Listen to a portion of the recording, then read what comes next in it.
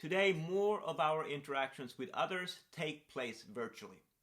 And this is true for negotiations as well. Although face-to-face negotiation is still the default approach and usually the preferred approach, these days we also negotiate using video conferencing platforms, using the telephone, as well as using email or text messaging. The biggest difference across these mediums is our ability to use non-verbal communication. In a face-to-face negotiation, we can easily see and hear the other party. We can read their body language, we can hear the tone of their voice, and we can feel their emotions. We can also make a joke or be sarcastic, and we can change the meaning of words by combining them with a smile, an eye movement, or other gestures. Some of these non-verbal communication features can also be used on video conferencing platforms, but they are less clear. And it also depends on the technology. How is the camera located? How is the lighting? And can we easily hear each other? Of course, when we use a telephone, all the visual cues disappear and we can only use our voice to send non-verbal cues. That is, we can change the tone of our voice, the speed at which we speak, or the loudness of our voice. Although video conferencing and telephones cannot replicate a face-to-face experience, they are still better than email or text messages when it comes to sending social cues. Email, as well as text messages and chat applications such as Messenger or KakaoTalk, completely lack the ability to send non-verbal communication cues. We cannot observe and read the other party's body language over email. We cannot see their gestures, we cannot observe their eye movement, and we cannot hear the tone of their voice. And no, emoticons are not a good substitute for body language and genuine feelings. A smiley face is not the same as an actual smile, and writing SMH is not the same as actually seeing someone shaking their head in response to an offer. Nevertheless, sometimes we do have to negotiate over email. So what do we need to know in order to be effective? First of all, there are actually some advantages from using email when conducting negotiations. Email is often cheaper than meeting face-to-face. There is no travel time and meetings can take place asynchronously. Email can also be less stressful because it allows us to think and reflect on the information provided to us. Email can reduce differences in status and power that might exist between the negotiation parties. Email allows us to focus more on the actual information rather than how the information is presented, and it might allow us to focus on the main issues. Email may also reduce social conflicts, or at least allow us to respond better to such conflicts by slowing things down and preventing rapid escalation. Email promotes equal participation by both sides. It prevents one party from taking over the discussion, instead letting all parties give their opinions. Another benefit is that email leaves a paper trail of offers and counteroffers, so that it is easy to verify what has been said and promised in the past. So, email is not all bad. It allows us to carefully consider information, reflect on its meaning, and reduces stress and time pressure.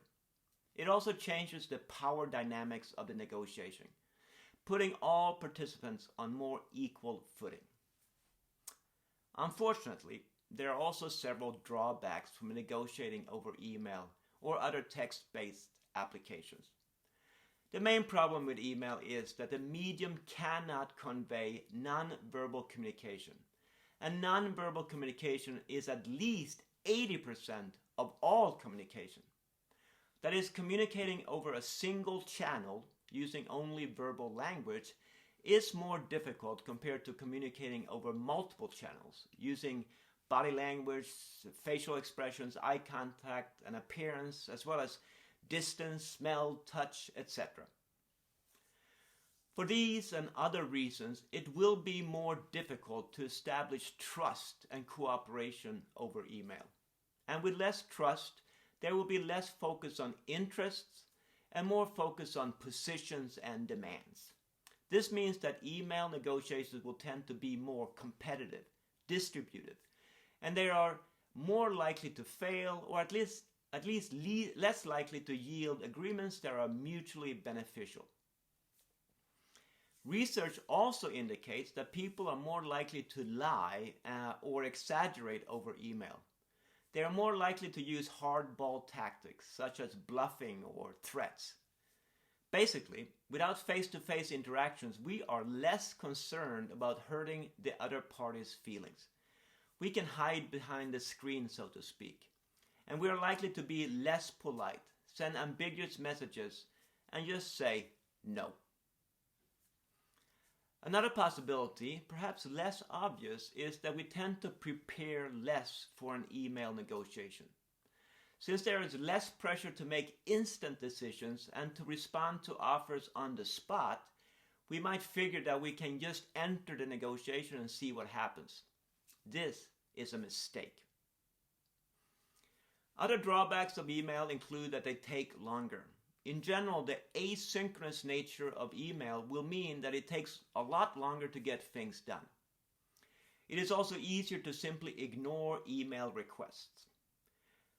There are actually more problems with email, but let's just stop here and think about what we can do to make email or text-based negotiations more successful. If possible, meet with the other party first. Try to build some kind of relationship before starting to negotiate over email. Try hard to build trust over email. That is, be nice and always use an opening greeting and polite goodbyes. Try to do some small talk. Discuss the weather and refer to the other party's family if possible. Express emotions as much as possible. Make sure that you are well prepared and enter the email negotiation with a clear goal in mind. Avoid thinking and talking things through over email. It will be very, very confusing. Do your brainstorming offline, then come back to email with new ideas. Be aware of possible conflicts or strong emotions like anger or frustration.